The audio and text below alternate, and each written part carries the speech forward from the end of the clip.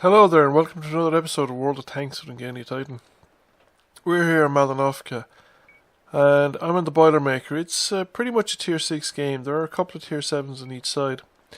However, most of the tanks are tier 6 and it was part of the weekend, Tank Madness Weekend 1, where I was playing on the UK side and I was playing on the Boilermaker. So initially things start off normally enough. However, neither team has any light tanks. So there's a distinct shortage of scouting talent on both sides.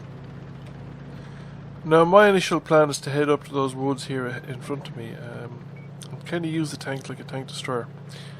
I found that the Boilermaker, it doesn't really work very well brawling, or at least I can't make it work very well as a kind of a brawling tank, but it has really good gun and I can make it work really well using it as a kind of sniping support tank.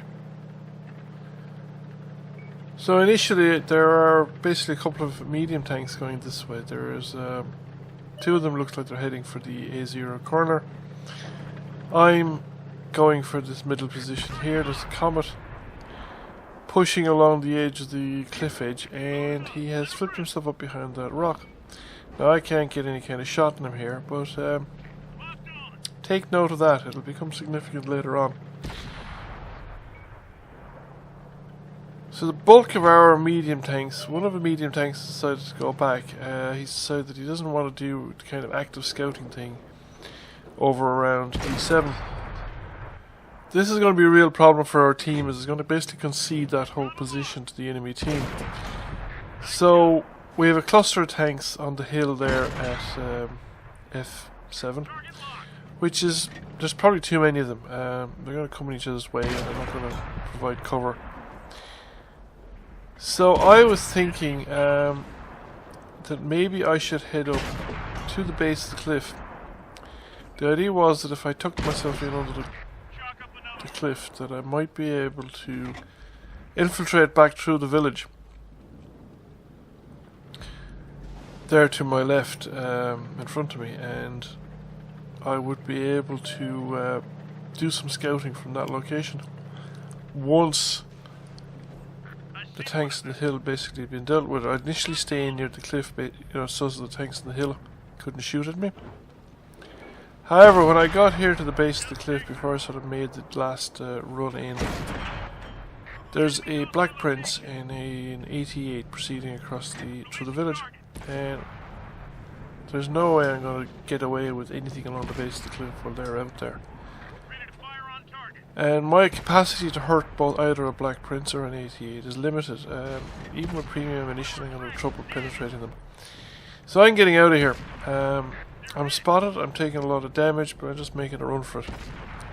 If I make it, I make it, and if I don't, well, it's going to be a short game. Now that I've made it to here, I'm kind of out of the line of fire.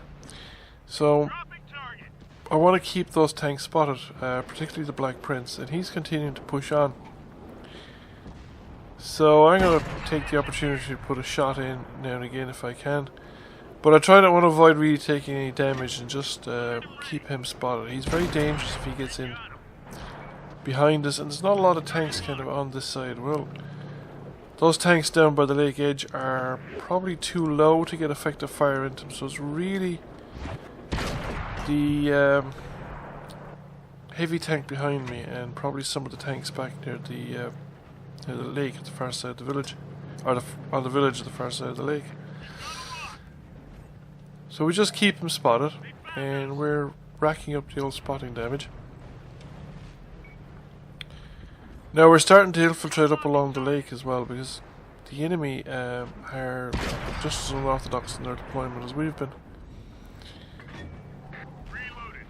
And it doesn't seem to me that the enemy have many tanks along the C4, C5, C6, D5, D6 kind of area. Otherwise, that tank destroyer, that medium tank up there around F5 would have been utterly annihilated. Now I was going to make an end run around the back of the 88, and then I saw the TOG, and the TOG was a 17 pounder gun and an absolute shed load of hit points.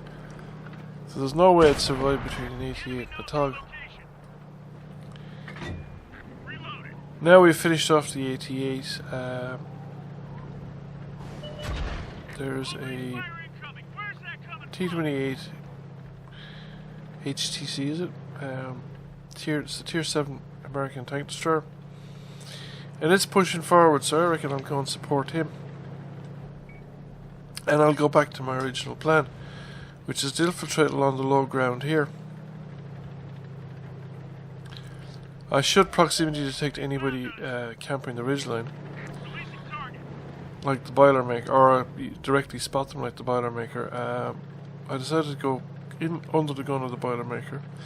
Boilermakers, the Sharma Fireflies, don't have very good gun depression. And hello, what have we here? The Comet that was at the very start got capsized. Obviously, he has managed to defeat the self-righting mechanism.